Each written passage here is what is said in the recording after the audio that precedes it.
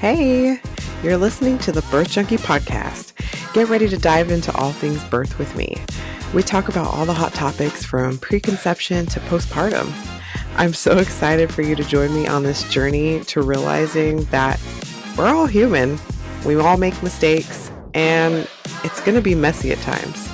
And we're all just kind of figuring it all out as we go. Now, if you're ready to hear raw, unfiltered, and real-life stories of struggles, triumphs, and learn a thing or two from parents and birth professionals alike, then come along as we navigate this thing called parenthood together. Hello, and welcome back to the Birth Junkie podcast. I'm so grateful that you are here today and you chose this show to listen to. And if you want to be on the show, click the link in the show notes because I would love to have you on. This show isn't just about, birth professionals, doulas, birth workers, whatever it is coming on. I want to have real and raw conversations with parents because who am I? I'm just a parent, and I'm just sharing my real and raw perspective of my life. So I would love, love, love to have a chat with you. All right, so in this episode, I am going to be talking about Leia's C-section. So with Leia, I had a good pregnancy. It was a great pregnancy. We didn't have any complications, no issues. She was great. I don't know. I didn't have any, sometimes I get super emotional. And in the beginning I was, but throughout the pregnancy it was okay. And during the end I was a little complainy because, you're big, you're tired, you're hot, you're this, you're that. But no, it was a really good pregnancy. I did want to try for a VBAC, but my doctor had told me that they just don't do VBACs. She didn't support it. The hospital didn't support it. So we were just going to schedule a repeat C-section. And I hated that I made that decision. I had talked to Javi about it and he was like, well, yeah, if that's what the doctor says, let's do it or whatever. He always kind of goes along with what I say, especially if I feel like it's the right decision. He trusts my judgment. We never really researched further into it.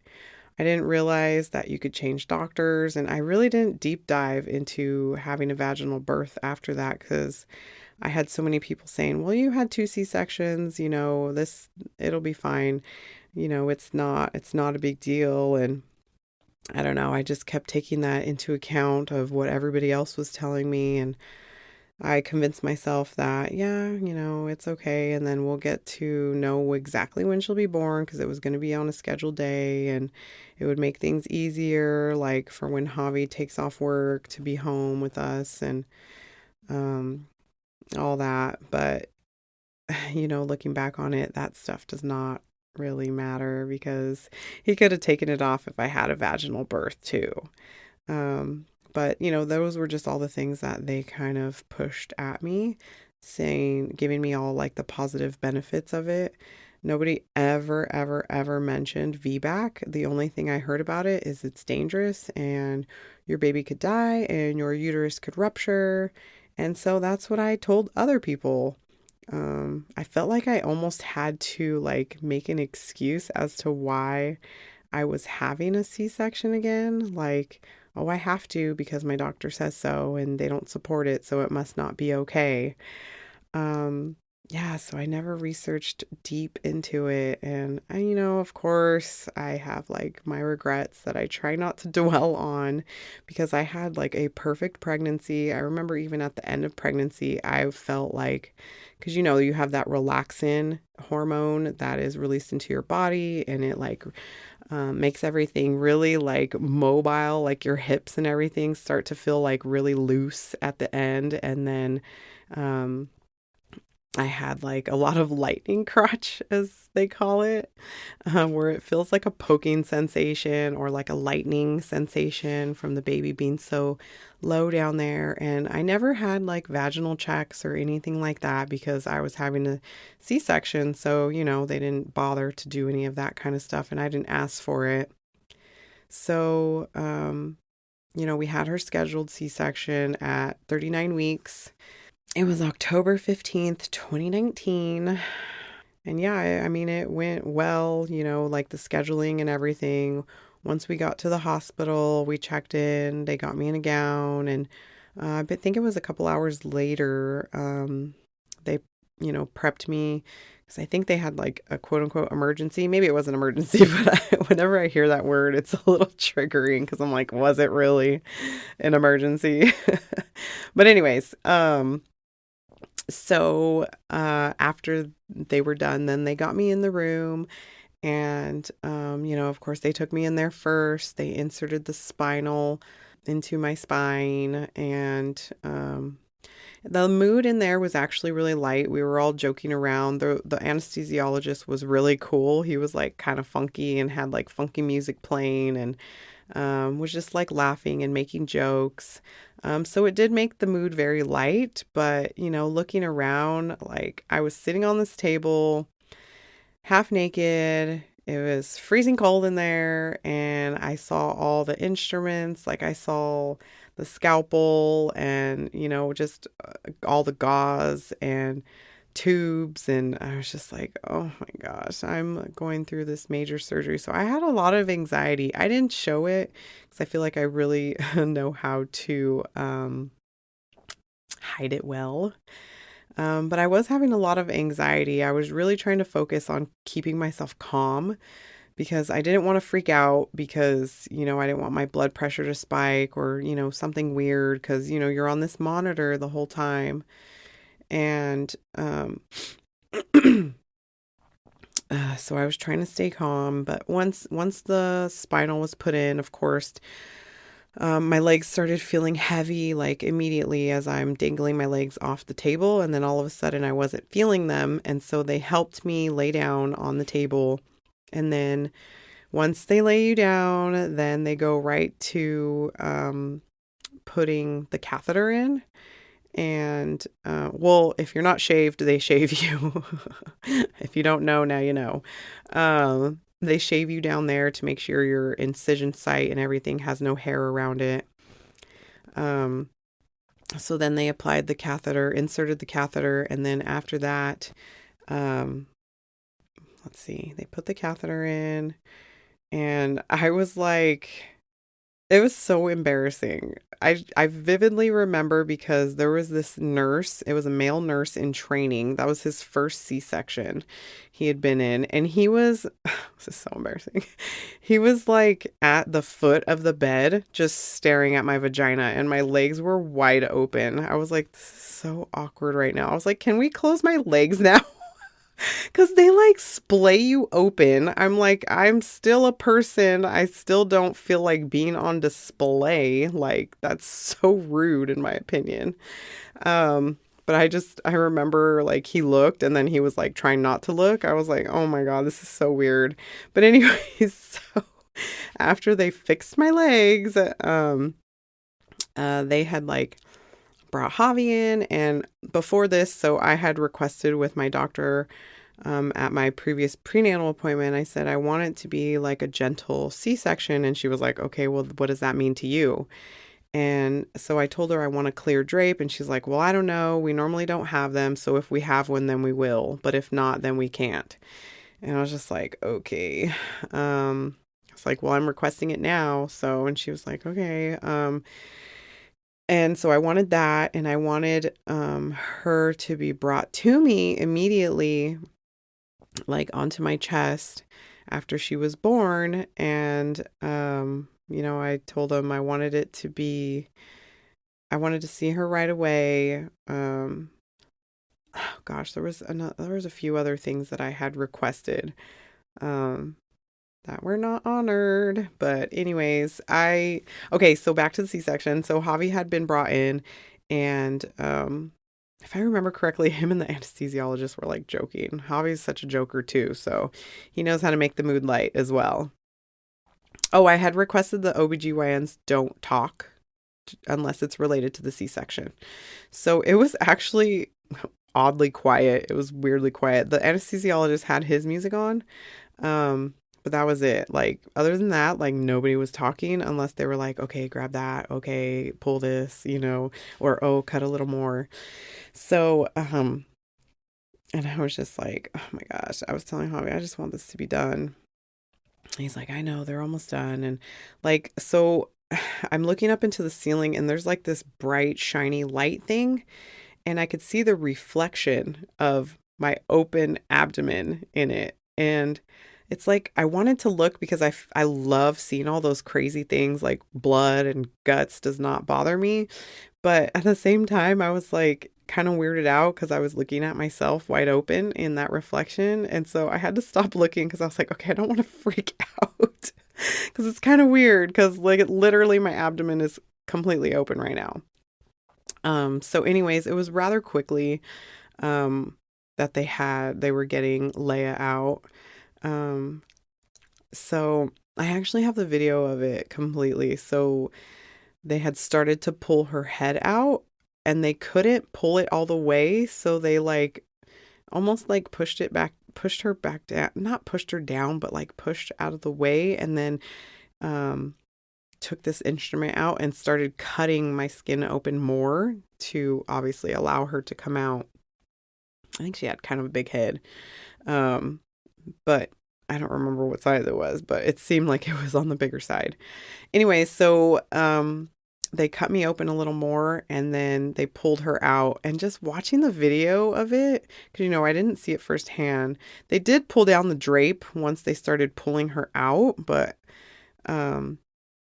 I didn't have that type of view. So anyways, watching the video, they're so aggressive. They literally pull your baby out by like their head and neck and like wiggle them or just pull them up.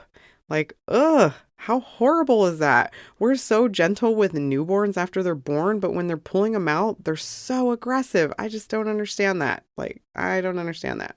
They had pulled the drape down, so I did see her come out, and then the doctor like put her right in my face, like almost like against the clear drape in front of me. And I remember like seeing her and I was like, oh, she's so cute. And Javi was like, oh, she looks just like Camille. And I was just like, I hate to say this, but I felt no emotion. It was horrible. Like I was putting, like she put her towards me and like her hand was right there and I put like my finger on the plastic on top of her hand. So it was like, I didn't feel her skin. I didn't smell her, and when you're giving birth, there's like these hormones that are coming off of you, coming off of your baby. And there's this exchange of hormones and pheromones. We smell each other, and then there's like this instant connection. Most of the times, doesn't happen all the times, but there's literally this exchange of smells. And I didn't have that. I saw my baby through this clear drape, and then I was able to touch her finger through the plastic. So I was touching plastic, and then they took her away and gave her to somebody else. And I had asked for her to be just put directly to my chest because I wanted all that goodness of her sliminess on me. Might sound weird, but I wanted it. But they didn't. They just took her right off. They cleaned her up, weighed her, measured her. And I wanted that golden hour and without anybody else touching her. I wanted her to come directly to me, but they didn't allow it. And I was just like, okay, so immediately after she came out, the anesthesiologist, I saw him like pushing something into my IV. And then he's like, all right, you're going to feel really good now. And I was like, wait, what? What did you just put in there? And he was like, oh, it's just something that's going to make you feel good. And I'm like, okay, nobody asked me. They just put these drugs in me. And so I had no choice at that point. Now it was going to be pulsing through my veins, And I'm guessing the point of them doing that is so that I don't immediately feel discomfort or pain from the C-section. But like, I didn't consent to that. He didn't tell me what he was going to do. He just did it. And that was really obnoxious. I was like, okay, thanks for taking another one of my decisions away from me. So After that, I think it was like 5 or 10 minutes. And then, no, it was like closer to 10 minutes. Then they brought, Leia over to me, and she was laying on my chest. And it was, buggy during my C-sections is because they push all these drugs into you. And later on, I found out the drug they gave me was fentanyl. And I was like, why wouldn't they ask me? Like, is it okay if we give you fentanyl? That's what we're going to give you. Not even that. Like, not even that. So, we went into the recovery room, and oh, it was blissful when we were in there. I was just kissing her and hugging her, and she was very sleepy. She didn't open her eyes for a while, poor thing, 'cause she was so drugged up. And I was pretty drugged up. I was literally in a fog. I was like, what is happening?